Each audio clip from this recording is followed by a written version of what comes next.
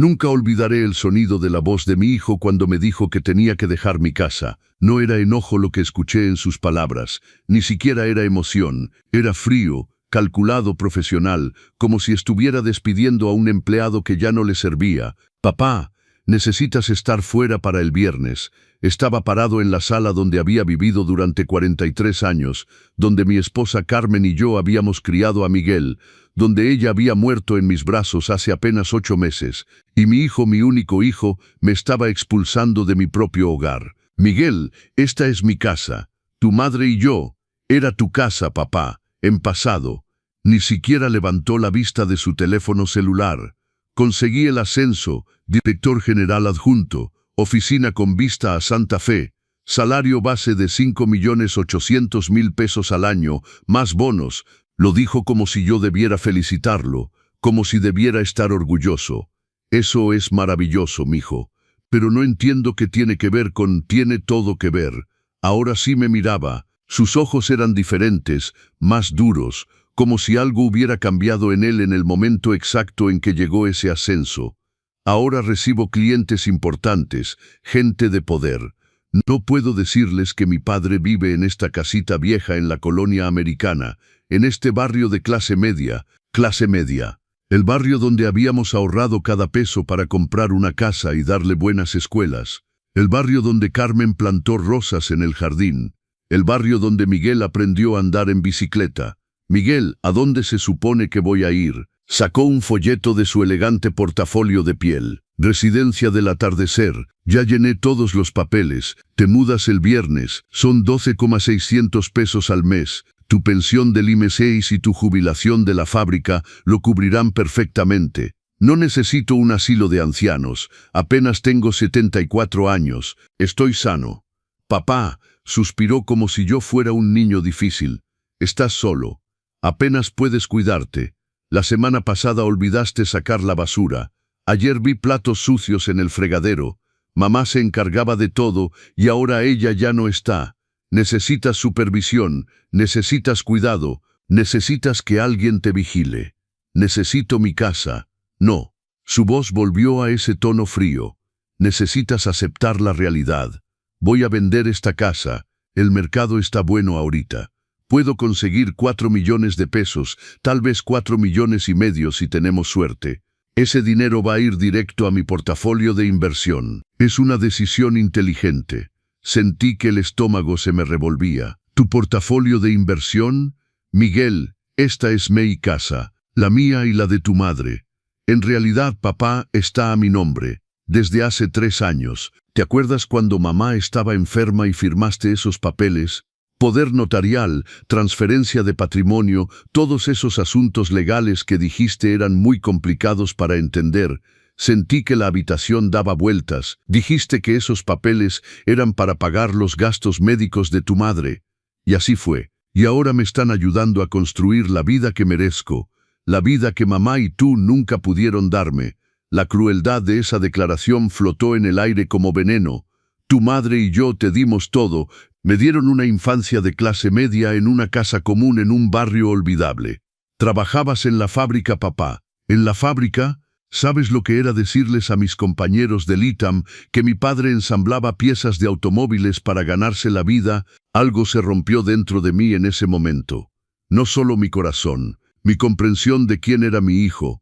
Tu madre era maestra de primaria. Yo trabajé en esa fábrica durante 40 años. Estábamos orgullosos de nuestro trabajo, estábamos orgullosos de nuestra vida, estábamos orgullosos de ti. Pues yo no estoy orgulloso de esto. Hizo un gesto alrededor de la sala. No estoy orgulloso de venir de la nada, pero ya lo arreglé. Fui al ITAM, escalé posiciones, hice algo de mí mismo, y ahora que tengo el ascenso, ahora que finalmente soy alguien, necesito deshacerme del peso muerto. Peso muerto, repetí. Eso soy para ti. Papá, no seas dramático. Vas a estar bien en la residencia del atardecer. Tienen actividades, otros ancianos. Probablemente hasta hagas amigos. Miró su reloj, un Rolex que no reconocí. Tengo una junta. El agente inmobiliario viene el miércoles a evaluar la casa. Tienes hasta el viernes para empacar lo que quepa en una maleta. El resto se va a donar o a la basura. Miguel, viernes, papá. Considérate afortunado de que te doy 3 días. Y así, simplemente se fue. Se subió a su Tesla nuevo y se fue. Y yo me quedé parado en mi sala, en la casa donde Carmen había muerto, en el hogar donde habíamos construido una vida, y me di cuenta, ya no reconocía a mi hijo. Tal vez nunca lo había conocido realmente. Antes de continuar esta historia, necesito pedirte algo. Si alguna vez te has preocupado por ser una carga para tus hijos, si alguna vez te has preguntado si los sacrificios que hiciste como padre realmente importaron, si estás viendo este video y tu corazón ya se está rompiendo por lo que viene, suscríbete a los consejos del abuelo ahora mismo, dale like a este video y comenta diciéndonos de qué ciudad nos estás viendo, porque necesito saber que estas historias llegan a la gente que necesita escucharlas. Ahora continuemos, porque lo que encontré al día siguiente lo cambió todo. Esa noche no pude dormir. Me quedé acostado en la cama donde Carmen había dado su último suspiro, mirando el techo, tratando de entender cómo mi vida se había derrumbado completamente en 8 meses. Primero perdí a mi esposa por el cáncer, ahora estaba perdiendo mi casa, a mi hijo, mi dignidad. Como a las 3 de la mañana me levanté. Ya no podía seguir ahí acostado, ahogándome en recuerdos y dolor. Caminé por la casa como un fantasma, tocando las paredes que guardaban 43 años de vida. La cocina donde Carmen hacía pasteles de cumpleaños. El marco de la puerta donde marcamos la altura de Miguel cada año. La sala donde lo vimos abrir sus regalos en las mañanas de Navidad. Todo eso desaparecería el viernes. Vendido, borrado, como si nunca hubiera importado nada.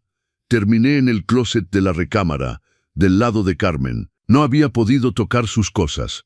Su ropa todavía colgaba ahí, oliendo levemente a su perfume. Sus zapatos todavía alineados en el piso. Bajé una caja del estante superior. Fotos viejas, pensé. Tal vez las vería una última vez antes de que fueran a la basura con todo lo demás. Pero cuando abrí la caja, encontré algo que nunca había visto antes. Una pequeña caja de madera del tamaño de una caja de zapatos, con un candadito, y pegado encima un sobre con mi nombre escrito con la letra de Carmen. Mis manos temblaban cuando lo abrí. Roberto, si estás leyendo esto ya no estoy contigo, y si estás leyendo esto Miguel mostró su verdadera cara. Lo sabía, mi amor, sabía en lo que se estaba convirtiendo. Lo vi hace años, pero no quería creerlo. Quería pensar que era ambición, no avaricia. Quería pensar que recordaría sus valores cuando importara. Pero me preparé para la posibilidad de que no lo hiciera. Dentro de esta caja hay una llave. Abre una caja fuerte en el Banco Santander del centro. Caja número 147. Tienes que ir lo más pronto posible. Tienes que ir solo. No le digas nada a Miguel. Lo que hay en esa caja fuerte va a cambiar todo. Perdóname por no hablarte de esto en vida. Tenía miedo de estar equivocada sobre nuestro hijo. Quería estar equivocada, rezaba por estar equivocada. Pero si estás leyendo esto significa que no me equivoqué. La llave de la caja está escondida en mi joyero, en el forro del cajón de abajo. Tendrás que cortar la tela. Te amo, Roberto. Te amé desde el primer día que nos conocimos hasta mi último aliento y aún ahora estoy tratando de protegerte. No dejes que Miguel te destruya. Ve al banco hoy, con todo mi amor, para siempre. Carmen. Leí la carta 3 veces, mi corazón latiendo más fuerte cada vez. Carmen sabía. De alguna manera, ella sabía lo que Miguel haría. Fui a su joyero con manos que no dejaban de temblar. Encontré el cajón de abajo. Palpé a lo largo del forro de terciopelo hasta que encontré algo duro. Usé unas tijeras para cortar cuidadosamente la tela. Una pequeña llave de bronce cayó en mi palma. No esperé a que amaneciera. A las 5 de la mañana llamé un Uber. No estaba seguro de que el banco estaría abierto, pero tenía que intentarlo. No podía pasar ni una hora más en esa casa sin saber. El conductor, un joven llamado Daniel, me miró con preocupación. «¿Está bien, don Roberto? Se ve como si hubiera visto un fantasma». «Tal vez sí», dije suavemente. El Banco Santander abría a las 8:30 de la mañana. Esperé afuera en una banca, apretando la carta de Carmen, la cajita de madera y la pequeña llave de bronce. Otras personas pasaban camino al trabajo. Gente joven, gente ocupada, gente con futuros, con metas, con vidas que no habían sido demolidas por sus propios hijos. Debía verme exactamente como lo que era, un viejo roto aferrándose al último pedazo de su vida. A las 8:30 en punto, un guardia de seguridad desbloqueó las puertas. «Aún no estamos abiertos, señor», me dijo. «Por favor», le dije. «Necesito acceder a una caja fuerte. Mi esposa, ella murió. Me dejó instrucciones. No tengo a dónde ir. Algo en mi voz debe haberlo alcanzado porque me dejó entrar. Espere aquí. Voy a buscar a un gerente». 10 minutos después, apareció una mujer, cincuentona, profesional, con ojos amables. Su placa decía, Patricia Méndez, subdirectora. «Señor Hernández, Roberto Hernández, mi esposa Carmen tenía una caja fuerte aquí, número 147. Falleció hace 8 meses. Me dejó esta llave y una carta diciendo que tenía que venir. Le entregué la carta con mano temblorosa. Patricia la leyó lentamente. Su expresión pasó de cortesía profesional a otra cosa. Comprensión, preocupación, ira en mi nombre. «Señor Hernández, ¿tiene identificación?». Le mostré mi credencial del INE. Tecleó algo en su computadora. Esperó. Sus ojos se abrieron levemente. «Señor Hernández, necesito que venga conmigo ahora mismo». Me condujo a través del banco, más allá del área normal de clientes, a través de una puerta pesada, por un pasillo, hasta una sala de cajas fuertes revestida de metal. La caja 147 estaba en la esquina, grande, una de las más grandes que había visto. «Señor Hernández, debo decirle algo antes de abrir esto». La voz de Patricia era seria. Su esposa configuró esto hace 3 años. Dejó instrucciones muy específicas. Solo usted podía acceder, solo con esta llave específica. Y me dejó un mensaje personal. Un mensaje. Patricia sacó un sobresellado de un cajón. Tenía su nombre escrito con la letra de Carmen. Lo abrió y lo leyó en silencio. Luego me miró con lágrimas en los ojos. Su esposa escribió, «Patricia, si Roberto viene a verla con esta llave, significa que nuestro hijo lo traicionó. Por favor, sea amable. Por favor, ayúdelo a entender. Y por favor, asegúrese de que sepa que lo amé lo suficiente para protegerlo, incluso después de mi muerte». No podía hablar, no podía respirar. Patricia apretó mi hombro suavemente. «Veamos qué le dejó». Usó la llave maestra del banco. Yo usé la llave de Carmen. La caja hizo clic. Patricia sacó el largo contenedor metálico y lo puso sobre una mesa privada en una pequeña habitación. «Voy a dejarlo en privado», dijo. «Tome todo el tiempo que necesite. Hay agua y pañuelos sobre la mesa. Cuando esté listo, presione este botón y regresaré». Se fue, cerrando suavemente la puerta. Me quedé parado ahí durante 1 minuto completo, con miedo de abrir el contenedor. Finalmente, levanté la tapa. Adentro había una carpeta gruesa tipo acordeón repleta de documentos. Encima había otra carta de Carmen y una memoria USB pegada a un pedazo de papel que decía, «Mira esto primero». Debajo de la carpeta había pilas de papeles atados con ligas, estados de cuenta bancarios, documentos legales, fotografías y hasta el fondo un pequeño cuaderno con la letra de Carmen con un título que me heló la sangre. «Evidencia contra Miguel en caso de que intente destruir a Roberto». ¿Qué hay en esa memoria USB? ¿Qué descubrió Carmen sobre Miguel? La respuesta te dejará sin aliento. Mis manos temblaban tanto que apenas podía abrir la laptop que Patricia había dejado sobre la mesa. Conecté la memoria USB. El rostro de Carmen apareció en la pantalla. Estaba sentada en nuestra recámara, pero esto no era reciente. Su cabello era más largo, se veía más saludable. Esto había sido grabado tal vez 2 años antes de su muerte. «Hola, mi amor», solo escuchar su voz rompió algo dentro de mí. «Si estás viendo esto, entonces tenía razón. Y Dios mío, Roberto, cómo hubiera deseado estar equivocada». Tomó un respiro tembloroso. «Necesito hablarte sobre nuestro hijo, sobre quién es realmente Miguel, sobre lo que descubrí y que no pude soportar decirte en vida». Sacó unos papeles. «Hace 3 años, Miguel vino a verme. Dijo que tenía problemas financieros, había hecho malas inversiones. Él y Sofía estaban viviendo por encima de sus posibilidades. Me pidió 250,000 pesos. Los ojos de Carmen se llenaron de lágrimas. Le dije que no porque no quisiera ayudarlo, sino porque sabía que solo lo alentaría a seguir así. Le dije que tenía que arreglar sus propios errores. Se secó los ojos. Ahí fue cuando todo cambió, Roberto. Ahí fue cuando empecé a ver en quién se había convertido nuestro hijo. Levantó un documento. 2 semanas después de que le dije que no, recibí una llamada de un notario especializado en sucesiones. Alguien había estado preguntando sobre nuestro patrimonio, sobre nuestra casa, sobre mi pensión, sobre qué pasaría si tú fueras declarado incapaz. Sentí que el estómago se me revolvía. El notario encontró esto suficientemente extraño como para llamarme. Dijo que quien estaba haciendo estas preguntas parecía muy interesado en escenarios donde un hijo pudiera necesitar tomar control de los asuntos de un padre. El rostro de Carmen se endureció de una manera que raramente había visto. Entonces contraté a un investigador privado. Se llama Tomás Lerma, ex policía judicial. Le pagué 40,000 pesos de mi salario como maestra, dinero del que tú no sabías nada. Y Roberto, lo que encontró, no pudo continuar por un momento. Miguel ha estado planeando esto durante 3 años, planeando quitarnos todo, planeando hacerte declarar incapaz, planeando meterte en un asilo, planeando vender nuestra casa. Todo calculado, todo metódico. Mostró página tras página a la cámara.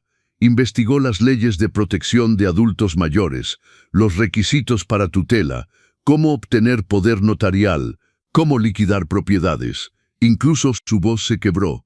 Incluso investigó la esperanza de vida promedio de hombres de tu edad. Me sentía enfermo. Pero aquí está lo que Miguel no sabe. Aquí está lo que hice para protegerte. Carmen se inclinó más cerca de la cámara. ¿Te acuerdas hace 20 años cuando murió mi padre y me dejó esa herencia? 17,500 pesos. Pagamos el resto de la hipoteca con eso. Asentí hacia la pantalla recordando. Mentí, mi amor. Papá no dejó 17,500 pesos. Dejó 10,5 millones de pesos. La habitación giró. Papá era un inversionista discreto. Compró acciones de tecnología en los años 80. Apple, Microsoft, IBM. Nunca gastó nada, solo las dejó crecer. Y cuando murió, todo vino a mí. Carmen sacó más documentos. Puse 175,000 para la hipoteca para que no hicieras preguntas. Pero el resto lo invertí muy cuidadosamente durante estos últimos 20 años. Lo hice crecer, Roberto. Lo convertí en algo que te protegería cuando yo ya no estuviera. Abrió un estado de cuenta frente a la cámara.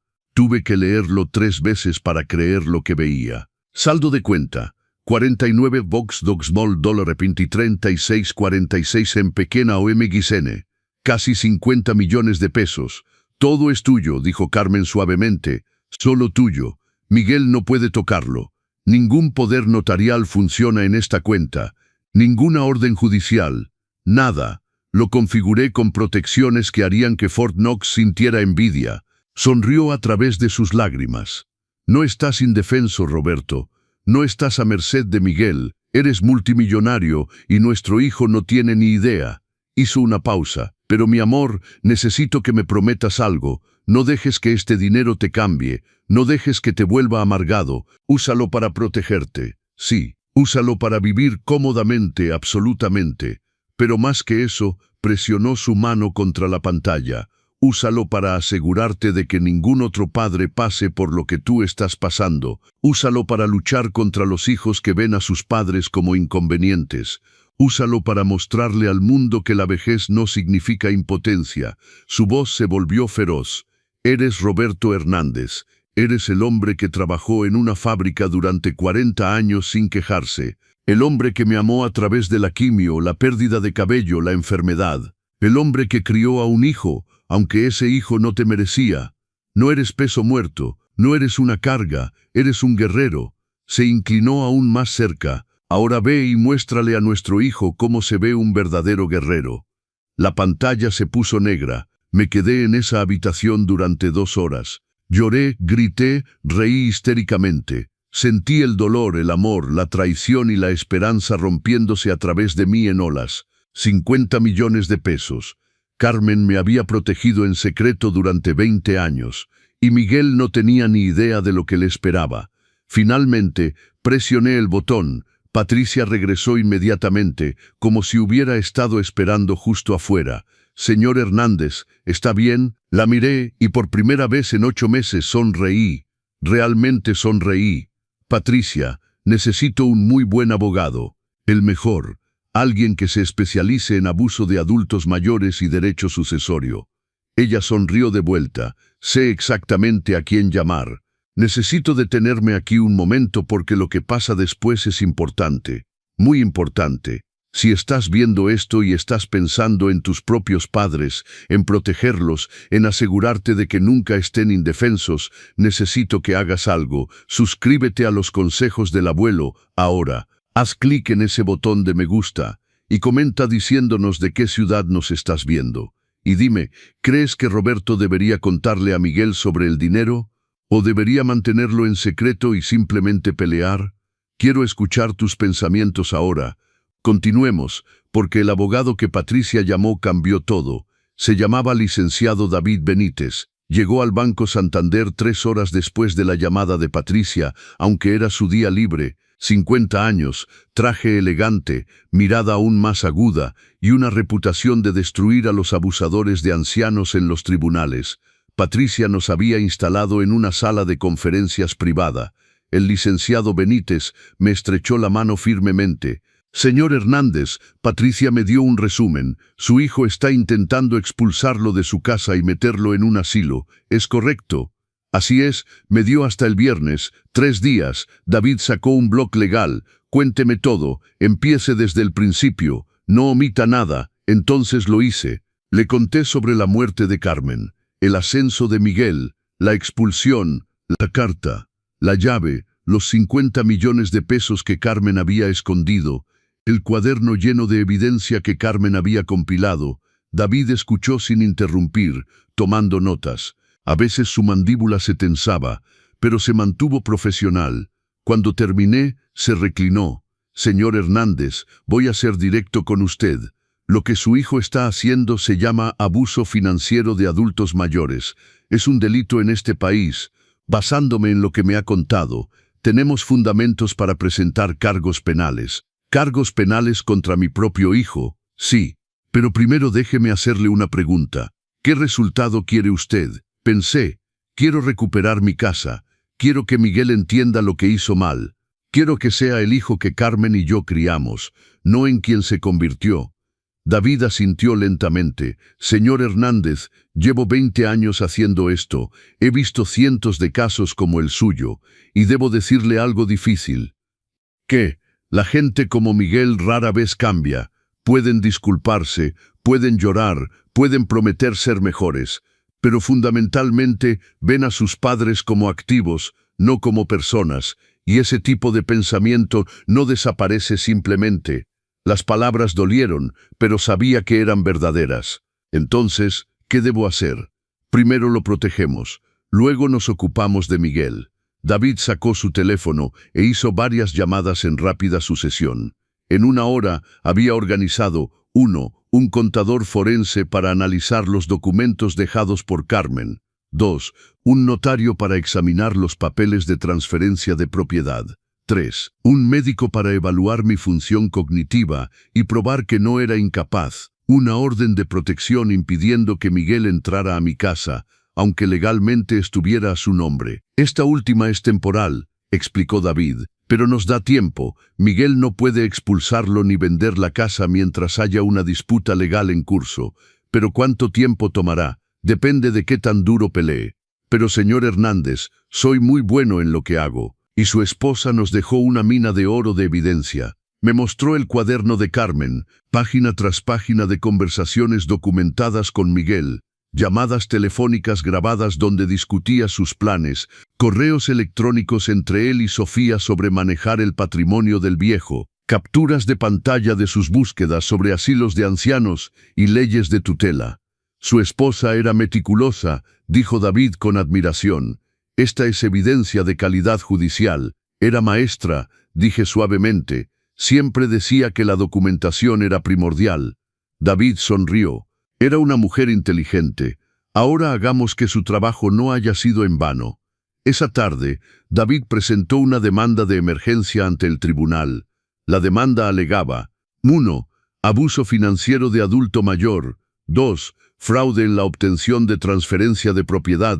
3. Intento de explotación de adulto vulnerable. 4. Solicitud de orden judicial inmediata, impidiendo la venta o transferencia de la propiedad ubicada en Colonia Americana 247, mi casa. El juez otorgó la orden judicial en cuestión de horas. A las 6:00 p.m., un actuario entregó los papeles a Miguel en su oficina. Lo sé porque David tenía a alguien vigilando. Dijo que la cara de Miguel se puso extremadamente pálida cuando leyó los documentos. A las 5:47 p.m., mi teléfono sonó. Miguel. Casi no contesté, pero David me había dicho: déjelo hablar, grábelo todo. Se va a incriminar él mismo. Lo puse en altavoz. Presioné grabar en el dispositivo que David me había dado. Papá, ¿qué chingados es esto que hiciste? Buenas tardes, Miguel. No me salgas con tus buenas tardes, Miguel. Acabo de recibir una citación. Me estás demandando a tu propio hijo. Tú me estabas expulsando a tu propio padre. Es diferente. Te estaba ayudando. Ayudarme echándome con una maleta. Ayudarme vendiendo mi casa. Es mi casa. Tú la firmaste. Me dijiste que esos papeles eran para los gastos médicos de tu madre. Silencio. Sabía que lo había atrapado. Papá, escucha, esto es un malentendido. Podemos arreglarlo. Quita a los abogados. No. ¿Qué? Dije no, Miguel. No voy a quitar nada. De hecho, mañana por la mañana presento una denuncia penal por maltrato a adulto mayor. El fiscal está muy interesado en tu caso. No harías eso, pero su voz temblaba. Me diste 3 días para empacar una maleta y dejar la casa donde tu madre murió. Me dijiste que era peso muerto. Me dijiste que te avergonzabas de la vida que te dimos. Así que sí, Miguel, lo haré. Papá, por favor, lo siento, estaba estresado por el ascenso. No estaba pensando bien. Has estado planeando esto durante 3 años. Tengo evidencia. Correos, grabaciones, búsquedas en internet. Tu madre lo documentó todo. Silencio mortal. Luego apenas un susurro. Mamá sabía.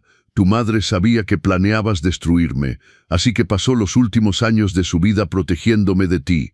Lo escuché empezar a llorar, pero ya no sentía simpatía, no sentía nada. Los abogados estarán en contacto, dije. No vuelvas a contactarme. Colgué. David me miró con aprobación. Perfecto. Acaba de admitir en grabación que lo engañó sobre la transferencia de propiedad. Eso es fraude. ¿Qué pasa ahora? Ahora vamos a la guerra. Miguel está desesperado. El tribunal se acerca. Pero lo que Roberto descubre en la siguiente parte sobre los verdaderos planes de Miguel te dejará sin palabras. Antes de continuar con lo que pasa después, quiero preguntarte algo. Algunos de ustedes que están viendo esto piensan que Roberto está siendo demasiado duro. Algunos piensan que no lo es suficiente. Deja un comentario y dime qué piensas. ¿Debe un padre mostrar clemencia hacia un hijo que lo traicionó? ¿O debe pelear con todo lo que tiene? Pon el nombre de tu ciudad y tu opinión abajo. Dale like. Suscríbete a los consejos del abuelo, porque lo que viene a continuación te va a impactar. A la mañana siguiente, Miguel se presentó en la casa. Lo esperaba. David también. Por eso había puesto un guardia de seguridad privado afuera. Un hombre llamado Marco, ex policía judicial, que Miguel tendría que enfrentar para llegar hasta mí. Miré por la ventana mientras el Tesla de Miguel se estacionaba. Salió viéndose destrozado, sin traje, jeans y una camisa arrugada, como si no hubiera dormido. Marco se adelantó. Señor, hay una orden de restricción. No puede estar aquí. Es la casa de mi padre. Necesito hablar con él. Señor, retroceda. Miguel intentó pasar. Marco, profesional y calmado, simplemente lo bloqueó. Señor, si no se va, llamo a la policía. Fue entonces cuando Miguel me vio en la ventana. Papá, por favor, tenemos que hablar. Abrí la ventana ligeramente. Los abogados se encargarán de todo, Miguel. Papá, por favor, cometí un error. Me equivoqué. Por favor, no hagas esto. Me llamaste peso muerto. No lo decía en serio. Estaba estresado. Has estado planeando esto durante 3 años. Su rostro se desmoronó. ¿Cómo lo sabías? Tu madre lo sabía. Contrató investigadores. Lo documentó todo. Cada correo electrónico, cada búsqueda en Internet, cada conversación con Sofía sobre liquidar mi patrimonio. Miguel cayó de rodillas en el césped, literalmente cayó de rodillas. Papá, por favor, voy a perder todo. Mi trabajo, mi reputación. Sofía ya me dejó. Pidió el divorcio anoche. Mis jefes se enteraron de la investigación. Me pusieron en suspensión administrativa. Todo se está derrumbando. Bien, pensé, pero no lo dije. Estabas dispuesto a destruirme, dije suavemente. ¿Por qué debería salvarte? Porque soy tu hijo. ¿De verdad? Porque mi hijo murió el día que me miraste y viste pesos en lugar de un padre. Cerré la ventana. Detrás del vidrio vi a mi hijo arrodillado en el césped, sollozando. Marco finalmente logró convencerlo de irse. Me senté en mi sala temblando. Una parte de mí quería correr afuera, consolarlo, arreglar las cosas como había arreglado sus problemas toda su vida. Pero la voz de Carmen resonaba en mi cabeza. No dejes que te destruya. El proceso legal avanzó rápido porque la evidencia era tan abrumadora. El contador forense descubrió que Miguel ya había sacado préstamos contra la casa, mi casa, sin decirme. 900,000 pesos en préstamos. El notario descubrió que los papeles de transferencia de propiedad que yo había firmado contenían lenguaje del que nunca me habían hablado. Yo pensaba que estaba firmando un poder notarial médico. La transferencia estaba enterrada en la página 7 de un documento de 12 páginas en letra pequeña. El médico que me evaluó publicó un informe contundente. Roberto Hernández no muestra signos de deterioro cognitivo. Es plenamente capaz de manejar sus propios asuntos. Cualquier sugerencia de lo contrario parece ser una fabricación para beneficio financiero. David presentó cargos penales. La fiscal, una mujer llamada licenciada Lisa Martínez que se especializaba en abuso de adultos mayores, echó un vistazo a la evidencia y aceleró el proceso. Miguel fue arrestado 3 semanas después. No estuve ahí, no quería estarlo, pero David me lo contó. Lloró todo el tiempo. Preguntó si usted pagaría su fianza. ¿Qué le dijiste? Le dije que usted no tenía comentarios. Miguel pasó una noche en la cárcel antes de que la familia de Sofía pagara su fianza, pero el daño estaba hecho. Su foto de arresto apareció en las noticias locales. El titular, ejecutivo de alto nivel arrestado por abuso hacia su propio padre. Su empresa lo despidió al día siguiente. El juicio civil duró 6 meses. Durante ese tiempo sucedieron varias cosas. 1. La transferencia de casa fue declarada fraudulenta. El juez dijo: el señor Miguel Hernández deliberadamente tergiversó documentos a su padre anciano, explotando su dolor y confianza. Este tribunal declara la transferencia nula e inválida. La propiedad ubicada en Colonia Americana 247 queda por la presente devuelta a Roberto Hernández. Miguel fue condenado a pagar daños por los préstamos fraudulentos que había sacado, 900,000 pesos, por angustia emocional, 450,000 pesos, por honorarios legales, 325,000 pesos que Miguel no tenía. 3. El juicio penal fue programado. Miguel enfrentaba 3 cargos de abuso financiero de adulto mayor y un cargo de fraude. Pena máxima, 8 años. Su abogado intentó negociar, ofreció un acuerdo de declaración de culpabilidad. Miguel se declararía culpable de un cargo, pagaría todos los daños y aceptaría libertad condicional más servicio comunitario. David me miró. Es su decisión, lo aceptamos o vamos a juicio. Pensé durante mucho tiempo. ¿Qué incluye el acuerdo? Declaración de culpabilidad a un cargo de abuso financiero de adulto mayor.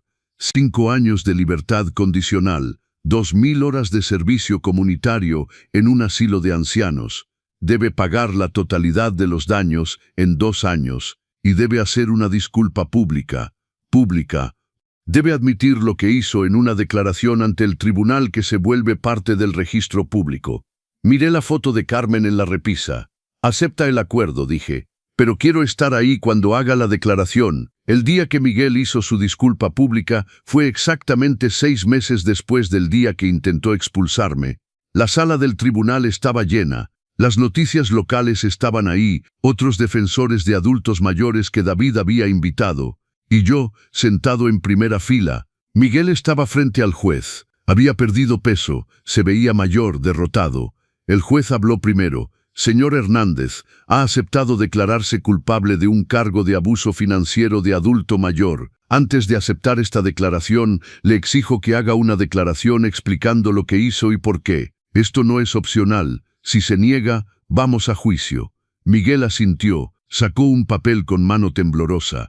Yo, su voz se quebró. Soy Miguel Hernández. Me declaro culpable de haber abusado financieramente de mi padre Roberto Hernández. Hizo una pausa, recomponiéndose. Hace 3 años, cometí una serie de errores financieros. Compré una casa que no podía pagar, renté autos que no podía costear. Viví un estilo de vida construido sobre deudas y ego. Su voz se volvió más silenciosa. Cuando mi madre se enfermó, vi una oportunidad. No para ayudar a mis padres, sino para resolver mis problemas. Investigué cómo tomar control del patrimonio de mi padre. Lo manipulé para que firmara papeles que no entendía. Planeaba hacerlo declarar incapaz. Iba a vender su casa, meterlo en un asilo barato y usar su dinero para pagar mis deudas. Alguien en la galería dejó escapar un suspiro. Después de que mi madre murió, aceleré mi plan. Usé el dolor de mi padre como un arma. Le dije que era incapaz, le dije que era una carga, le di 3 días para empacar una maleta y dejar la casa donde mi madre murió. La voz de Miguel se quebró completamente. Llamé a mi padre peso muerto.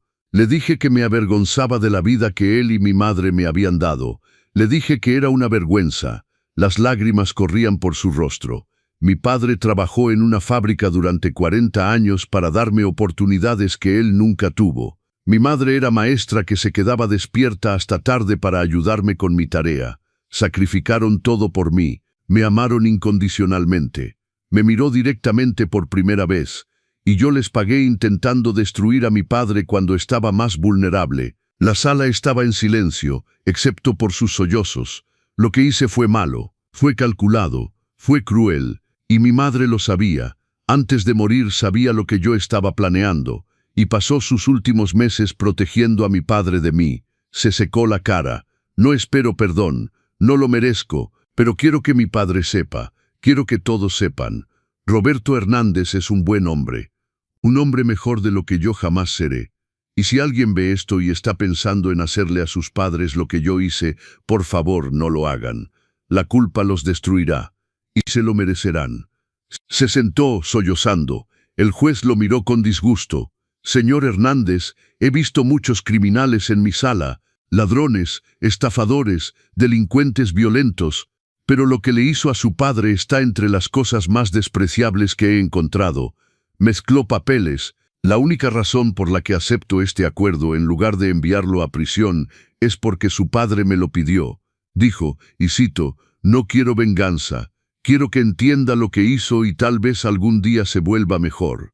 Se inclinó hacia adelante. Tiene 5 años para probar que puede ser mejor. 5 años de libertad condicional, 2000 horas sirviendo a los ancianos que victimizó por poder y 2 años para pagar cada peso que le robó a su padre. Golpeó su martillo. Declaración aceptada. Se levanta la sesión. No hablé con Miguel ese día, ni la semana siguiente, ni el mes siguiente, pero empecé a recibir cartas. La primera llegó 2 semanas después de la sentencia. Papá, no espero que leas esto, no espero que respondas, pero necesito escribirlo de todas formas. Estoy trabajando en la Residencia del Sol Naciente como parte de mi servicio comunitario. Hay un hombre aquí que se llama Roberto. Tiene 81 años. Su hija lo puso aquí hace 3 años y nunca regresó. Espera junto a la ventana cada día, esperando que ella venga. Hoy me senté con él. Jugamos ajedrez. Me habló de su vida, su esposa que murió, sus nietos que nunca ve, su hija que lo olvidó. Y todo en lo que podía pensar era, iba a hacerte esto, iba a convertirte en Roberto. No sé cómo arreglar lo que rompí. No sé si alguna vez podré arreglarlo, pero estoy tratando de entender. Estoy tratando de ver lo que me negaba a ver antes. Lo siento, no es suficiente. Lo sé, pero lo estoy. Lo siento tanto, tanto. Miguel, no respondí. La segunda carta llegó un mes después. Papá, hay una mujer aquí que se llama Simone. Tiene Alzheimer. No recuerda quién soy de un día para otro. pero cada día le leo, y cada día, durante esos 20 minutos mientras leo, ella sonríe. Mamá me leía cuando era niño, ¿te acuerdas? Hacía todas las voces, me hacía reír. Recuerdo sentirme amado. Di eso por sentado, di todo por sentado. Estoy empezando a entender lo que destruí. No solo nuestra relación, sino quién era yo, quién pude haber sido. No sé si alguna vez podré ser esa persona, pero lo estoy intentando. Miguel, las cartas continuaron. Una vez al mes como un reloj. Las leí todas, pero no respondí. Un año después de la sentencia, hice algo en lo que había estado pensando durante meses. Fui a la residencia del Sol Naciente. Le dije a la directora, una mujer amable llamada Patricia, quién era. Supo inmediatamente. Señor Hernández, su hijo trabaja aquí 3 días a la semana. Hizo una pausa. En realidad es muy bueno con los residentes. ¿Puedo observar sin que él sepa que estoy aquí? Dudó, luego asintió. Síganme. Me llevó a un área de observación donde las familias podían ver las actividades a través de un vidrio polarizado. En la sala común vi a Miguel. Estaba sentado con un hombre anciano. Roberto, probablemente por las cartas. Efectivamente estaban jugando ajedrez. Pero lo que me impactó fue el comportamiento de Miguel. Era paciente, amable. Cuando Roberto olvidaba de quién era el turno, Miguel no se enojaba. Solo le recordaba gentilmente. Hacía bromas, hacía sonreír a Roberto. Después del ajedrez, Miguel ayudó a servir el almuerzo. Lo vi sentarse con residentes que comían solos. Escuchaba sus historias, los trataba con dignidad. Luego se sentó con Simone, sacó un libro, empezó a leer, y vi algo que no había visto en años. Mi hijo siendo amable, no amable para la performance, no amable estratégicamente, solo amable. Patricia estaba parada junto a mí, está aquí en cada oportunidad, más allá de sus horas requeridas, hace voluntariado los fines de semana, los residentes lo adoran. ¿Por qué?, pregunté. ¿Por qué sigue viniendo? Le pregunté eso una vez, dijo. Me dijo, porque cada persona aquí es el padre o la madre de alguien, y necesito recordar eso antes de que sea demasiado tarde. Observé durante 1 hora más, luego me fui sin que Miguel supiera que había venido. Esa noche, por primera vez en 1 año, respondí, Miguel, he leído todas tus cartas, fui a la residencia hoy, te vi con los residentes, te vi siendo el hombre que pensé que había criado. No sé si alguna vez podremos reparar lo que se rompió entre nosotros. No sé si alguna vez podré volver a confiar en ti. La herida es demasiado profunda. Pero quiero que sepas algo. Tu madre estaría orgullosa de lo que estás haciendo ahora. No orgullosa de cómo llegamos aquí, pero orgullosa de que lo estés intentando. No estoy listo para verte. Tal vez nunca lo esté, pero quería que supieras que te veo intentándolo. Y eso cuenta. Papá, Miguel está cambiando, pero ¿es suficiente? ¿Puede un hijo que hizo algo tan terrible realmente redimirse? La respuesta te sorprenderá. 2 años después de la sentencia, algo pasó que cambió todo. Estaba en casa cuando recibí una llamada de Patricia en la residencia. Señor Hernández, hubo un incidente. Su hijo está bien, pero pensé que debería saberlo. ¿Qué pasó? Hubo un incendio en el ala oeste, un pequeño incendio eléctrico. Todos salieron a salvo, pero su hijo regresó adentro. Mi corazón se detuvo. ¿Por qué, Simone? Ella estaba confundida, no entendía las alarmas. Él regresó a buscarla. La cargó y la sacó él mismo. Está herido. Inhalación de humo, quemaduras menores en las manos. Está en el Hospital General, habitación 304. Colgué. Durante 10 minutos me quedé parado ahí paralizado. Luego tomé mis llaves y fui al hospital. Miguel estaba en una cama de hospital, máscara de oxígeno, vendajes en las manos. Cuando me vio entrar por la puerta, sus ojos se abrieron grandes. Papá. Acerqué una silla, me senté. Nos miramos durante un largo momento. Patricia llamó. Finalmente dije, estoy bien, solo humo, las quemaduras son menores. Regresaste a un edificio en llamas. Simone todavía estaba adentro. Estaba confundida, no podía dejarla. Nos quedamos sentados en silencio. Luego Miguel dijo suavemente, a veces sueño con eso, con dejarte en la residencia del atardecer, contigo teniendo miedo y estando solo y confundido. contigo llamándome y yo no viniendo. Su voz se quebró. Cada vez que veo a Roberto esperar junto a la ventana, te veo a ti. Cada vez que Simón está confundida, te veo a ti. Cada persona en la residencia eres tú, papá. Y no puedo fallarles como te fallé a ti. Más silencio. Finalmente hablé. Lo que me hiciste fue imperdonable. Asintió, las lágrimas corriendo. Lo sé, pero lo que estás haciendo ahora, intentar ser mejor, eso cuenta. Me miró con esperanza y miedo. No estoy diciendo que estemos bien, continué. No estoy diciendo que confío en ti. Ni siquiera estoy diciendo que tendremos una relación otra vez. Hice una pausa. Pero estoy diciendo que Carmen querría que reconociera cuando lo estás intentando. Y lo estás intentando. Realmente lo estás intentando. Extraño a mamá, murmuró. La extraño cada día, y odio que murió sabiendo lo que yo era. También murió asegurándose de que no pudieras destruirme. Me protegió porque me amaba. Tal vez también te protegió a ti, a su manera. ¿Cómo? Te dio una oportunidad de enfrentar en lo que te habías convertido, de elegir ser mejor. No todos tienen esa oportunidad. Necesito detenerme aquí porque esto es importante. Algunos de ustedes están enojados de que Roberto se esté ablandando con Miguel. Algunos piensan que está haciendo lo correcto. Los comentarios están divididos y me encanta eso. Significa que están pensando profundamente en esto. Sigan comentando. Díganme su ciudad. Díganme si perdonarían o no. Suscríbanse a los consejos del abuelo. Den like porque el final podría sorprenderlos. Miguel terminó sus 2000 horas de servicio comunitario. Luego continuó haciendo voluntariado. Pagó los 1,65 mil pesos de daños. Le tomó 3 años. Trabajó en construcción. Vivió en un departamento diminuto. Manejaba un Tsuru usado. Ponía cada peso extra en el pago. Cuando se hizo el último pago, David me llamó. Roberto, está hecho. Pagó todo. Legalmente están a mano. Gracias, David. ¿Qué va a hacer ahora? Había estado pensando en esa pregunta durante 3 años. Voy a hacer lo que Carmen quería, dije. Voy a asegurarme de que ningún otro padre pase por esto.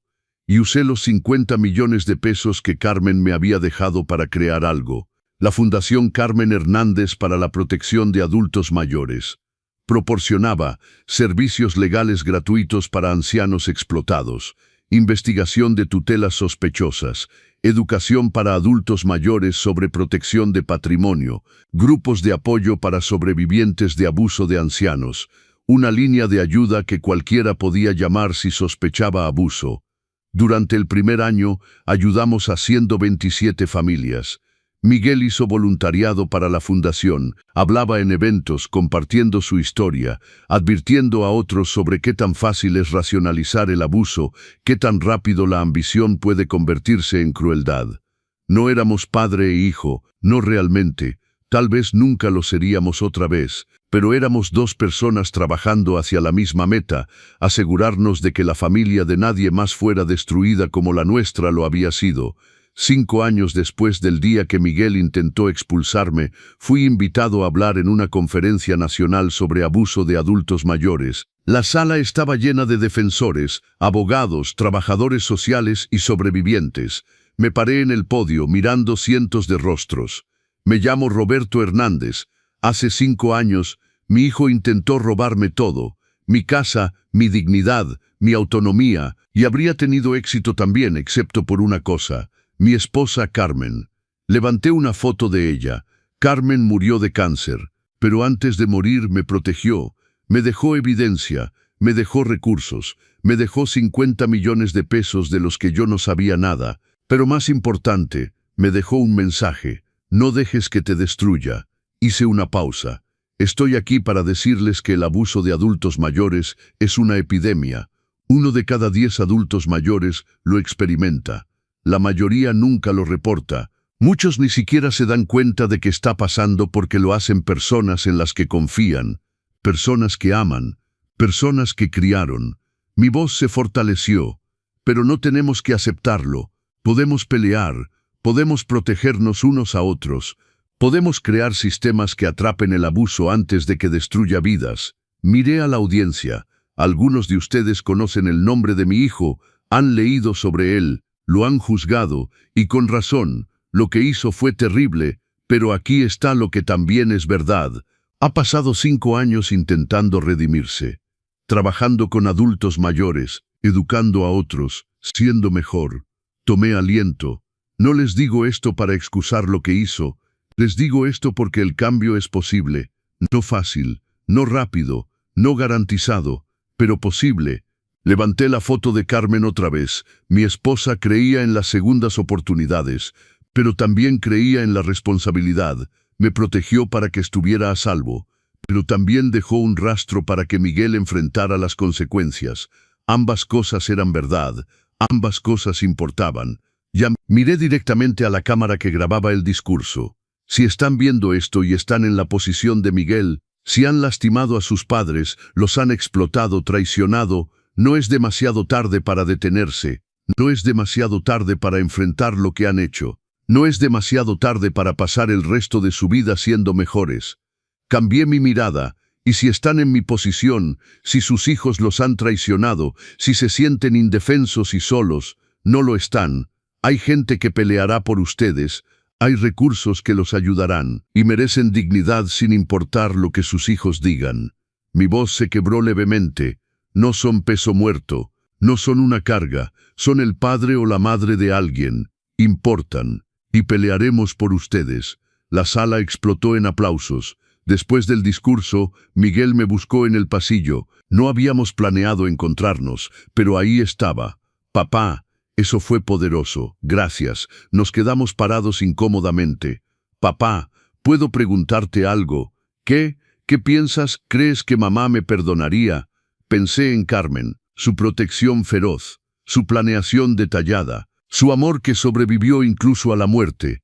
Creo que tu madre te amó lo suficiente para protegerme de ti, y creo que me amó lo suficiente para darte una oportunidad de ser mejor. Ambas cosas eran verdad. ¿Tú me perdonas?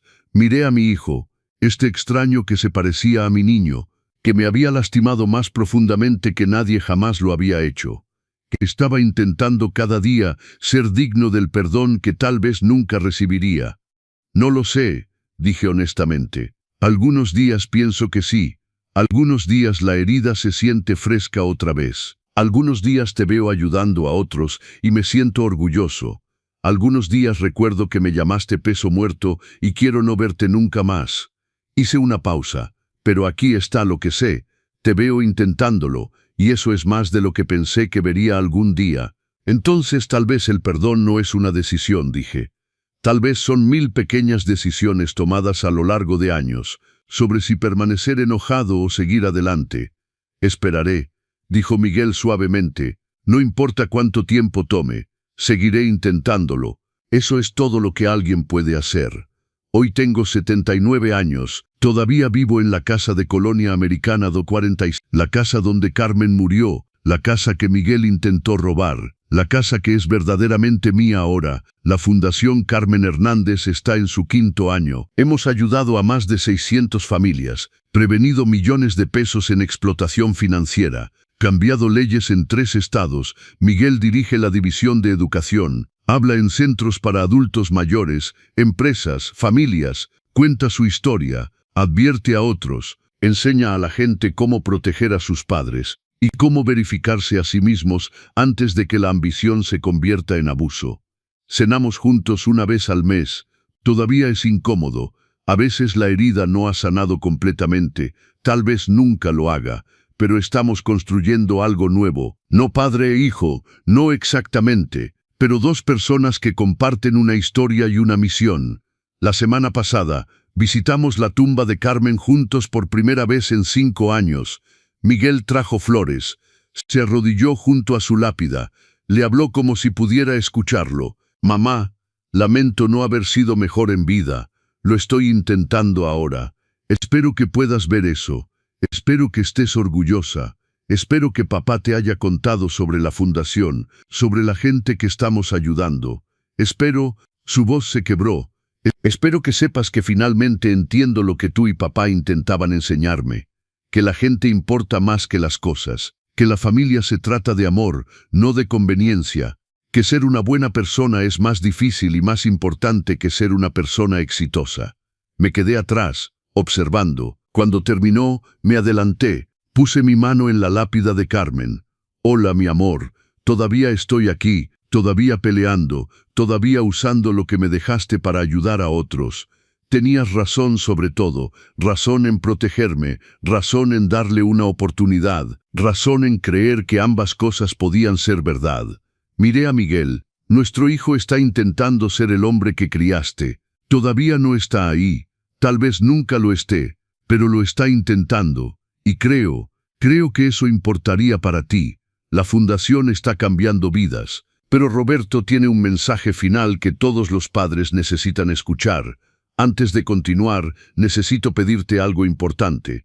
Si esta historia ha tocado tu corazón, si te ha hecho pensar en tu propia familia, si te ha recordado por qué los padres importan, necesito tu ayuda para seguir contando estas historias. Primero, suscríbete a los consejos del abuelo ahora. Haz clic en ese botón. Estas historias necesitan llegar a más gente, más familias, más padres que se sienten solos. Segundo, dale like a este video. Cada like ayuda al algoritmo a mostrar esto a alguien que necesita escucharlo.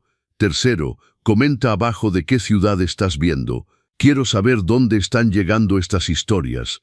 Ciudad de México, Guadalajara, Monterrey, un pueblito en Oaxaca, dímelo.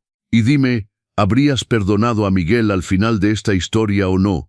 Leo cada comentario. Cuarto, y esto es importante, si estas historias te importan, si quieres que siga compartiéndolas, considera apoyar el canal. Incluso un súper gracias de cualquier monto, 20 pesos, 50 pesos, 100 pesos, me ayuda a continuar este trabajo. Me ayuda a investigar estas historias, pasar tiempo escribiéndolas y alcanzar a más personas que necesitan escucharlas. Tu apoyo, ya sea una suscripción, un like, un comentario o un súper gracias, me dice que estas historias importan, me dice que los padres importan, me dice que estás prestando atención. Y cuando la gente presta atención, las familias cambian, las vidas cambian, el mundo cambia. Ahora continuemos porque lo que pasó en los siguientes años transformó no solo mi vida y la de Miguel, sino las vidas de cientos de familias más. 3 años después de establecer la Fundación Carmen Hernández, algo extraordinario comenzó a suceder. Empezamos a recibir llamadas, no solo de adultos mayores que necesitaban ayuda, sino de hijos adultos que habían visto la historia de Miguel, que habían visto su disculpa pública, que se reconocieron a sí mismos en su historia. La primera llamada que nunca olvidaré vino un martes por la mañana. Fundación Carmen Hernández. Sí, habla Roberto. Mi nombre es Alejandro Ruiz. Vi el video de su hijo, la disculpa que hizo en el tribunal. Hubo un largo silencio. Estoy a punto de hacer lo mismo que él hizo. Tengo los papeles listos. Iba a hacer que mi mamá firmara mañana. Transferencia de propiedad, poder notarial, todo. Sentí que el corazón se me aceleraba. Alejandro, ¿por qué me estás llamando? ¿Por qué? Porque vi la cara de su hijo, vi su dolor, y pensé, eso seré yo. En 5 años, 10 años, eso seré yo. Odiándome, viviendo con esa culpa. No tienes que ser eso, dije suavemente. No tienes que seguir ese camino. Pero ¿cómo paro? Debo 2 millones de pesos. Mi esposa quiere divorciarse. Voy a perder todo. Vas a perder más si haces esto. Vas a perder a tu madre. Vas a perderte a ti mismo. Y créeme, Alejandro, ninguna cantidad de dinero vale eso. Escuché llorar del otro lado. ¿Qué hago? Primero, destruye esos papeles. Ahora. Mientras estoy en el teléfono, rómpelos. Escuché el sonido de papel rasgándose. Listo. Segundo, le vas a contar a tu mamá lo que casi hiciste. Toda la verdad. Se va a destrozar. Sí, y eso es lo que mereces enfrentar. Pero también le vas a mostrar que elegiste detenerte, que elegiste ser mejor. Tercero, vamos a conectarte con un asesor financiero de la Fundación. Gratis. Te ayudará a encontrar una manera de salir de esto sin lastimar a tu mamá. Alejandro vino a la Fundación 2 días después. Trajo a su madre, doña Elena, una mujer de 72 años que no tenía idea de lo cerca que había estado de perder todo. Cuando Alejandro le contó la verdad, ella lloró, lo abofeteó, luego lo abrazó. Gracias por detenerte, le dijo. Gracias por elegirme. Nuestro asesor financiero pasó 6 meses ayudando a Alejandro a reestructurar su deuda.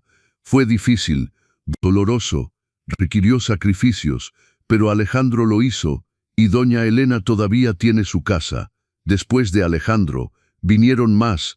Fernando, que había estado drenando la cuenta bancaria de su padre para mantener su negocio fallido, Claudia, que había falsificado la firma de su abuela en préstamos, Diego, que había convencido a sus padres ancianos de invertir 800,000 pesos en un esquema Ponzi que él estaba operando. Algunos los atrapamos a tiempo, algunos ya habían hecho el daño y venían buscando redención. Para cada uno teníamos la misma pregunta: ¿quieres ser como Miguel? ¿Quieres pasar años odiándote? ¿O quieres detenerte ahora? Miguel se convirtió en parte del programa. Hablaba con cada uno de estos hijos. Les contaba su historia sin censura. El peso muerto, la expulsión, la cárcel, los años de culpa. No puedo deshacer lo que hice, les decía. Pero ustedes todavía pueden, todavía tienen una oportunidad que yo desperdicié. Un día, Miguel vino a mi casa. Era tarde en la noche. No había llamado primero. Abrí la puerta y ahí estaba, con los ojos rojos. ¿Qué pasó? Hoy hablé con un hombre, Carlos, 52 años. Ya le quitó la casa a su papá. Ya lo metió en un asilo. Ya gastó el dinero. Miguel se sentó pesadamente en mi sala. Me recordó tanto a mí mismo hace 5 años. Esa misma arrogancia, esa misma justificación. Me lo merezco. Ellos ya vivieron su vida. Es mi turno. ¿Qué le dijiste? Le conté todo, le mostré fotos de mí en mi celda, le leí las cartas que te escribí que nunca respondiste. Le conté sobre las pesadillas que todavía tengo. ¿Escuchó? No sé, se fue enojado, dijo que yo estaba proyectando, que su situación era diferente. Miguel me miró. ¿Era yo así? ¿Tan ciego? Sí. ¿Cómo lo soportaste? ¿Cómo no me odiaste para siempre? Me senté junto a él. Hubo días que sí te odié, días que todavía lo hago si soy honesto. Lo vi encogerse, pero también hubo días que recordaba al niño que fuiste, al hijo que Carmen y yo amamos, y me preguntaba si ese niño todavía estaba ahí en algún lugar. ¿Lo está? Lo estoy viendo intentar salir. Cada día que ayudas a alguien más, cada historia que compartes, cada vez que te sientas con Roberto o lees a Simone. Nos quedamos sentados en silencio. Papá, ¿puedo preguntarte algo que siempre me he preguntado? ¿Qué? El dinero, los 50 millones que mamá dejó. ¿Por qué no lo usaste para vivir como millonario? Podrías tener una mansión, autos de lujo, viajes por el mundo. Miré alrededor de mi sala, la misma sala donde Miguel me había expulsado, la misma casa donde Carmen había muerto. Porque tu madre no me dejó ese dinero para comprar cosas, me lo dejó para tener poder, para asegurarme de que nadie pudiera hacerme sentir impotente otra vez, y lo usaste para ayudar a otros. Usé algo de ello, el resto está creciendo. Cuando yo muera, todo va a la fundación. Miguel me miró sorprendido. Todo. Carmen lo habría querido así. Ella siempre decía que el dinero era una herramienta, no un objetivo. Y yo, la pregunta colgó en el aire. Tú ya tienes tu herencia, Miguel. Tienes la oportunidad de ser mejor, de redimirte, de hacer que los últimos años de tu madre signifiquen algo. Eso vale más que cualquier cantidad de dinero. Esa conversación cambió algo entre nosotros. No nos hizo instantáneamente padre e hijo otra vez, pero nos hizo socios, compañeros en una misión. 4 años después de establecer la fundación, recibimos una invitación del Congreso. Querían que testificáramos sobre una nueva ley de protección de adultos mayores. Una ley que haría más difícil transferir propiedades de ancianos, que requeriría evaluaciones médicas independientes antes de declarar a alguien incapaz, que penalizaría más duramente el abuso financiero de adultos mayores. Miguel y yo fuimos juntos. Nos sentamos frente a un comité de diputados y senadores y contamos nuestra historia. Yo hablé primero. Honorables miembros del Congreso, mi nombre es Roberto Hernández. Hace 5 años, mi hijo intentó robarme todo. Lo habría logrado si mi difunta esposa no me hubiera protegido. Estoy aquí para decirles que casos como el mío no son raros. Son una epidemia. Presenté estadísticas, historias de las 600 familias que habíamos ayudado, los millones de pesos en explotación que habíamos prevenido. Luego Miguel habló. Honorables miembros del Congreso, mi nombre es Miguel Hernández. Hace 5 años cometí un crimen contra mi padre. Planeé explotarlo, expulsarlo de su casa, meterlo en un asilo y robar su patrimonio. Vi a algunos diputados intercambiar miradas. Hice esto no porque fuera pobre, no porque tuviera necesidad real. Lo hice porque quería más, porque veía a mi padre como un inconveniente en lugar de una persona. Su voz se quebró. Pasé 1 año en libertad condicional, 3 años pagando restitución, 5 años intentando redimirme, y cada día vivo con la vergüenza de lo que casi hice. Estoy aquí para decirles que no soy único. Hay miles de Miguels ahí afuera. Algunos ya cometieron el crimen, algunos están planeándolo, y sus Robertos, sus padres, están indefensos sin leyes que los protejan. Miró directamente al comité. Esta ley no me habría salvado de mí mismo, pero habría hecho más difícil que lo hiciera. Y tal vez, solo tal vez, esa dificultad me habría hecho detenerme a pensar, a reconocer lo que estaba haciendo antes de que fuera demasiado tarde. La ley pasó. 6 meses después, por voto unánime, la llamamos la Ley Carmen en honor a la mujer que comenzó todo esto al protegerme incluso desde su tumba. Cuando el presidente firmó la ley, Miguel y yo estábamos ahí, en primera fila. Después de la ceremonia, Miguel se volteó hacia mí. Mamá habría estado orgullosa. Sí, dije, lo habría estado. ¿Y tú? ¿Estás orgulloso? Lo miré. Este hombre que había sido mi hijo, que había sido mi traidor, que estaba convirtiéndose en algo nuevo, algo mejor. Estoy orgulloso del hombre que estás eligiendo ser, no del hombre que fuiste, pero del hombre que estás luchando por ser cada día. ¿Es suficiente? Para mí, sí. Para ti mismo, esa es una pregunta que solo tú puedes responder. Esa noche, los dos fuimos a la tumba de Carmen. La luna estaba llena, el cementerio estaba tranquilo. Miguel puso flores frescas, rosas, sus favoritas. Mamá, lo logramos. La ley pasó. Se llama Ley Carmen. Tu nombre va a proteger a gente que nunca conociste. Tu amor, tu protección. Sigue adelante. Se arrodilló. Sé que nunca podré arreglar completamente lo que rompí. Sé que hay cosas que no se pueden deshacer. Pero te prometo, cada día por el resto de mi vida, intentaré ser digno del sacrificio que hiciste, de la fe que tuviste que debajo de todo lo malo, todavía había algo rescatable en mí. Me arrodillé junto a él. Carmen, mi amor, nuestro hijo no es el hombre que era, todavía no es el hombre que criamos, pero se está acercando, y creo que eso es todo lo que podemos pedir. Pusimos nuestras manos en la lápida juntos. Por primera vez en 5 años, sentí algo que pensé que había perdido para siempre. No era perdón, todavía no, pero era esperanza. Una última lección, un último mensaje. La conclusión que cambiará cómo ves a tu propia familia para siempre. El abuso de adultos mayores es real. Está sucediendo ahora mismo. 1 de cada 10 adultos mayores lo experimenta. La mayoría nunca lo reporta. Si reconoces señales de advertencia en tu propia familia, busca ayuda. Si has cometido errores como Miguel, no es demasiado tarde para ser mejor. Si solo quieres proteger a tus padres, llámalos hoy. Visítalos. Presta atención. Los Miguels del mundo cuentan con que todos miren hacia otro lado. No mires hacia otro lado. Gracias por estar aquí. Gracias por escuchar mi historia. Gracias por ayudarme a seguir compartiendo historias que importan. Soy Roberto Hernández, y esto es Los Consejos del Abuelo. Hasta la próxima historia. Y recuerda, llama a tu padre hoy, no mañana, pero hay más en esta historia que aún no te he contado. 6 años después del día que Miguel intentó expulsarme, algo extraordinario sucedió que me mostró que la redención verdadera a veces viene en formas que nunca esperamos.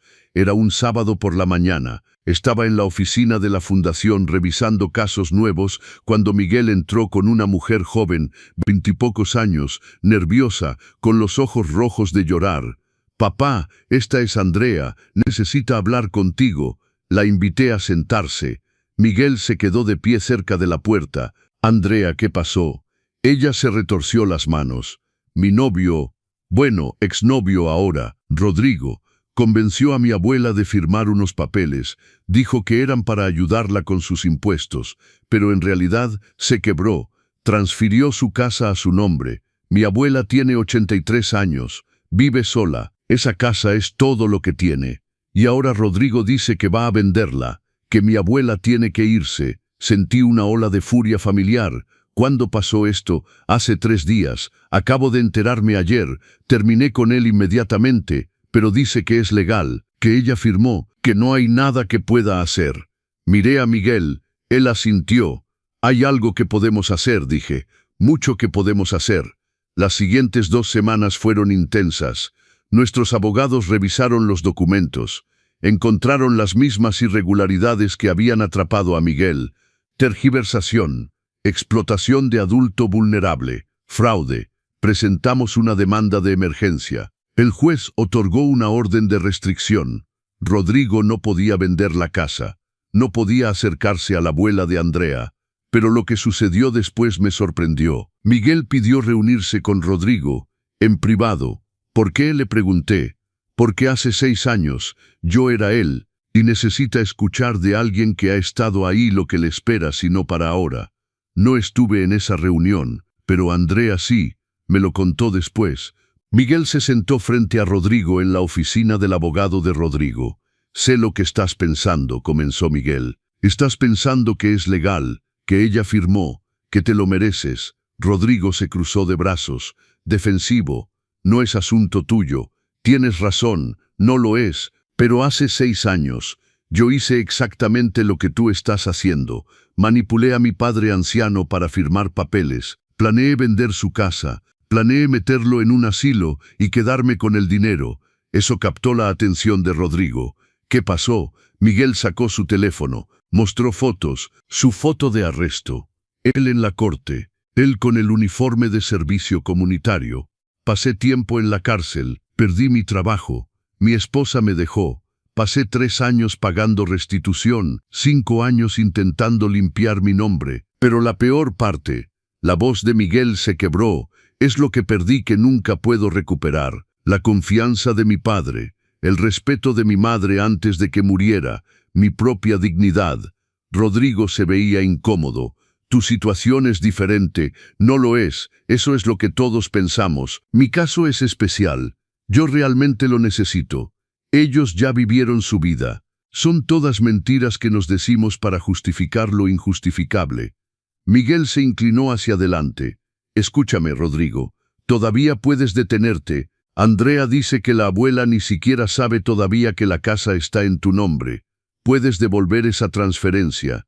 Puedes disculparte. Puedes elegir ser mejor. Y si no lo hago, entonces te veré en la corte. Y usaré cada recurso de la Fundación Carmen Hernández para asegurarme de que enfrentes las mismas consecuencias que yo enfrenté. Pero no lo hago porque quiera castigarte. Lo hago porque sé que en 5 años, 10 años, te odiarás a ti mismo por esto. Y estaré ahí, ofreciéndote una salida antes de que sea demasiado tarde. Hubo un largo silencio. ¿Tu papá te perdonó?, preguntó Rodrigo en voz baja. Miguel pensó durante un largo momento. Esa es la pregunta equivocada. La pregunta correcta es, ¿puedes perdonarte a ti mismo? Porque yo, 6 años después, todavía estoy trabajando en eso. Rodrigo devolvió la casa 3 días después, voluntariamente. Le escribió una carta de disculpa a la abuela de Andrea. Terminó su relación con Andrea pacíficamente. No sé si cambió realmente o solo tuvo miedo de las consecuencias, pero la abuela de Andrea todavía tiene su casa. Cuando Andrea vino a agradecernos, abrazó a Miguel durante mucho tiempo.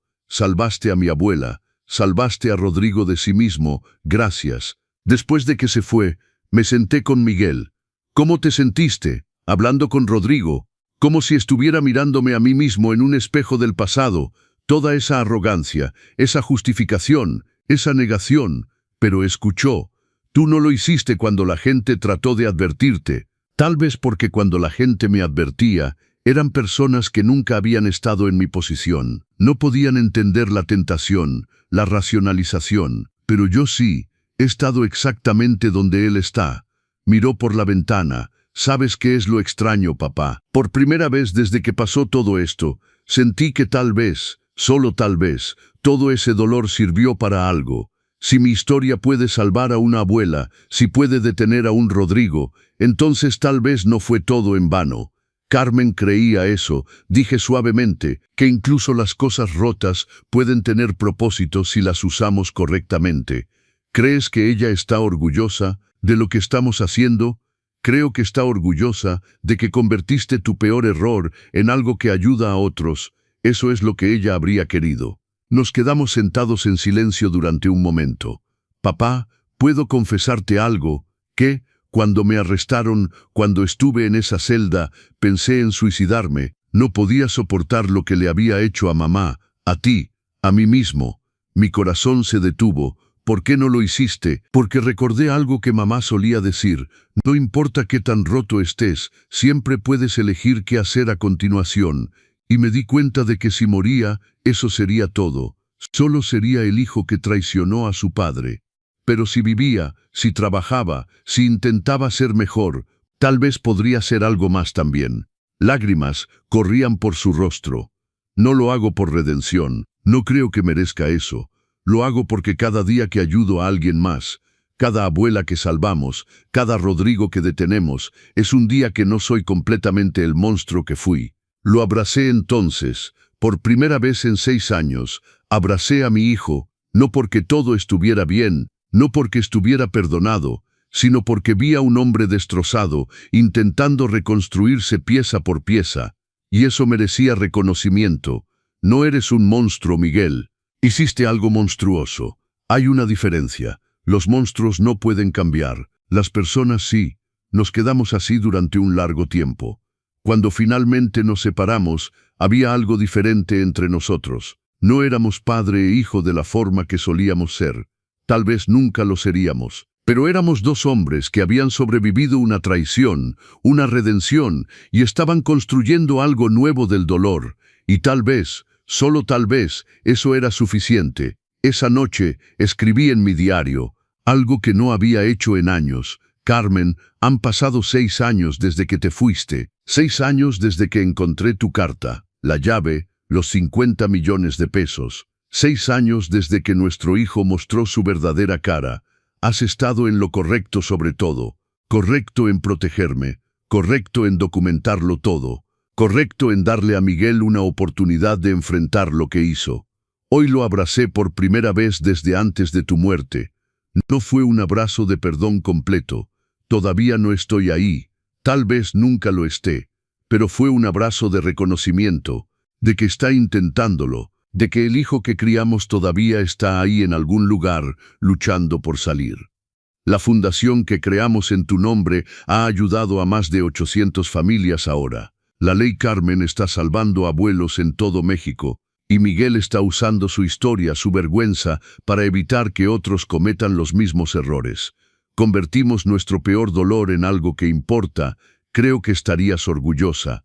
Te extraño cada día, pero siento tu amor en cada vida que salvamos, en cada familia que protegemos. Gracias por amarme lo suficiente para protegerme, incluso desde tu tumba. Para siempre tuyo, Roberto. Una última reflexión, un mensaje final para todos los padres, la conclusión que cambiará todo. Hoy, 7 años después del día que Miguel intentó expulsarme, me desperté en mi casa de la colonia americana, la misma casa donde Carmen murió en mis brazos, la misma casa que Miguel intentó robarme, la misma casa que ahora es verdadera, legal, irrevocablemente mía. Tengo 81 años, mi cabello es completamente blanco, mis manos tiemblan un poco más de lo que solían, pero mi mente está clara, mi corazón está sanando. Y mi propósito nunca ha sido más fuerte. La Fundación Carmen Hernández acaba de celebrar su 7º aniversario. Hemos ayudado a 1,227 familias, prevenido más de 180 millones de pesos en explotación financiera. La Ley Carmen ha sido adoptada en 23 estados de México, pero los números no cuentan toda la historia.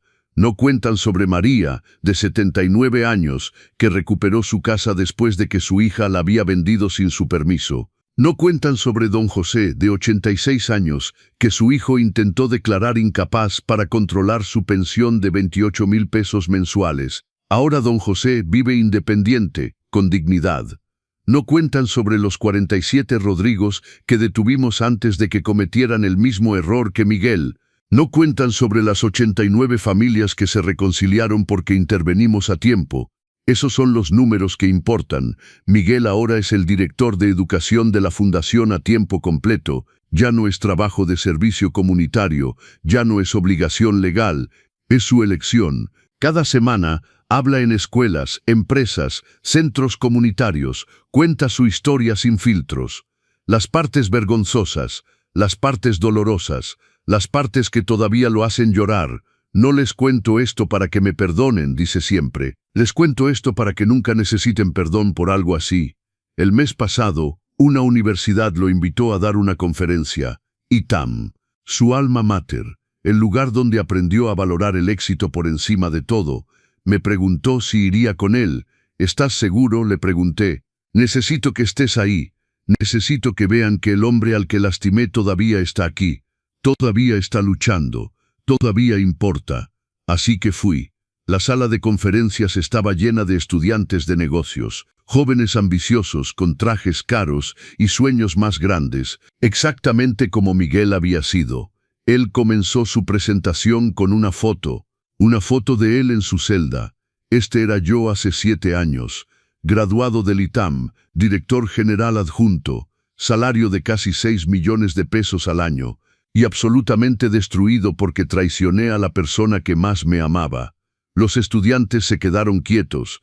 Les van a enseñar en esta escuela cómo tener éxito, cómo hacer dinero, cómo subir la escalera corporativa, y esas son habilidades importantes. Pero nadie les va a enseñar cómo medir el costo de ese éxito. Nadie les va a advertir sobre el momento en que miran a sus padres y ven activos en lugar de personas. Señaló hacia mí en la primera fila. Ese es mi padre, Roberto Hernández. Tiene 81 años. Trabajó en una fábrica durante 40 años para que yo pudiera venir a esta escuela. Y cuando conseguí mi gran promoción, mi primera reacción fue vergüenza de que él fuera mi padre. Algunos estudiantes bajaron la mirada. Le dije que tenía que dejar su casa.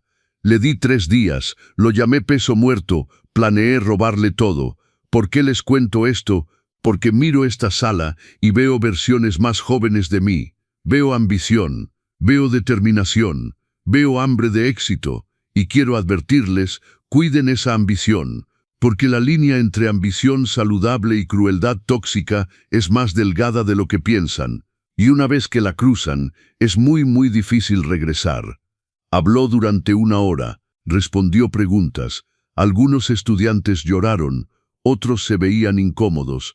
Algunos probablemente pensaron que era demasiado dramático, pero al final, una joven se acercó, no más de 22 años. Señor Hernández, gracias por compartir esto. Yo estaba planeando pedirles a mis padres que sacaran un segundo préstamo sobre su casa para financiar mi startup. Después de escucharlo, creo que necesito encontrar otra manera. Miguel le estrechó la mano. Esa es la decisión correcta, y tu startup será más dulce sabiendo que no la construiste sobre el sufrimiento de tus padres. Mientras salíamos del campus, Miguel estaba callado. ¿En qué piensas?, le pregunté. En que hace 7 años caminé por este campus pensando que era mejor que todos los demás, que había llegado, que merecía todo. Y ahora camino por aquí con vergüenza por lo que fui, pero también con esperanza de que mi vergüenza pueda salvar a alguien más de cometer los mismos errores. Nos detuvimos junto a su auto, un Nissan Versa de 2018, no un Tesla, no un BMW, un auto honesto para un hombre intentando vivir honestamente. Papá, ¿puedo preguntarte algo que nunca te he preguntado?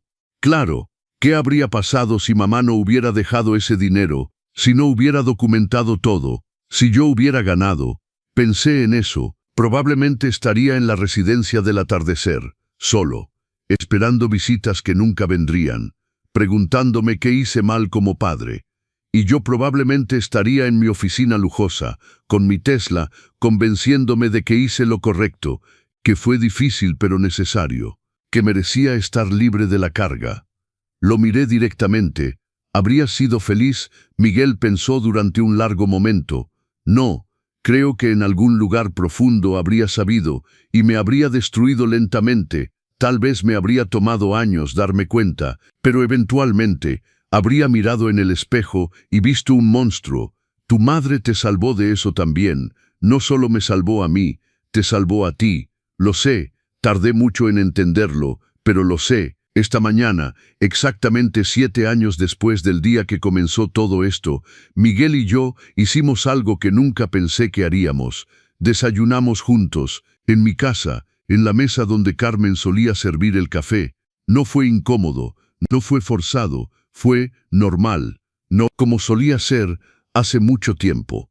Hablamos sobre la fundación, sobre nuevos casos, sobre una mujer en Oaxaca que nos contactó, sobre un programa que queremos empezar en escuelas. Y en algún momento, mientras Miguel se reía de algo que dije, vi un destello del niño que había sido, el niño que Carmen y yo habíamos amado. El niño que pensé que había perdido para siempre.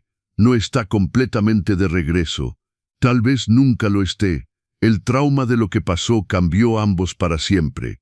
Pero algo está ahí, algo real, algo que vale la pena nutrir. Cuando se fue esa mañana, me abrazó. Te amo, papá. No lo había dicho en 8 años. Dudé, porque parte de mí todavía duele. Parte de mí probablemente siempre dolerá. Pero otra parte, la parte que Carmen alimentó con su amor y protección, respondió, yo también te amo, mijo. No fue fácil decirlo, pero fue verdad. Amo al hombre que está intentando ser, y tal vez, algún día, podré amar completamente otra vez al hijo que perdí. Ahora necesito hablarles directamente a ustedes, a cada persona que está viendo este video.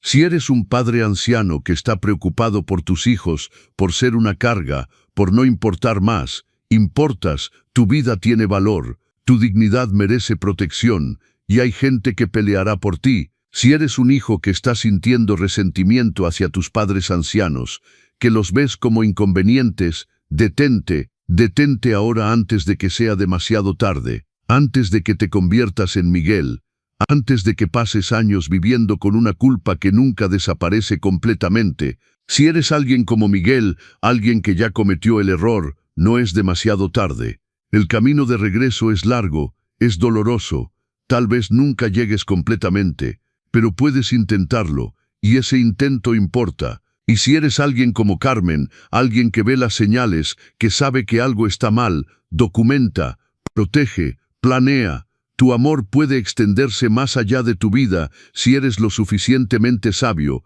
Esta historia no es solo sobre mí y Miguel, es sobre las 1,147 familias que ayudamos, las miles más que la ley Carmen protegerá.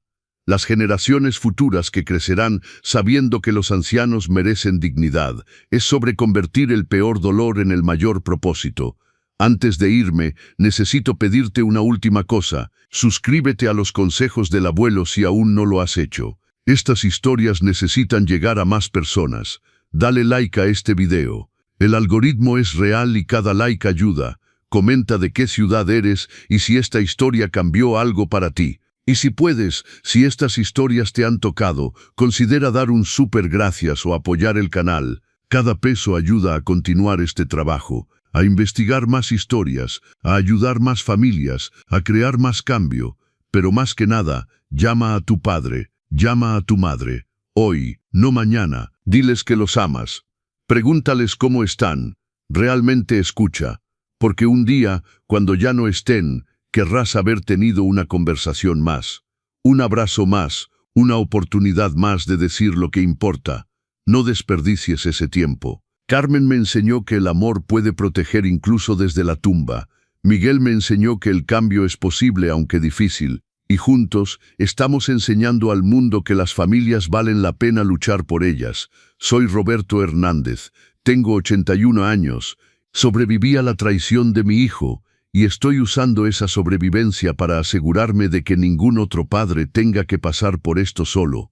Esta es mi historia, esta es nuestra misión, este es nuestro legado.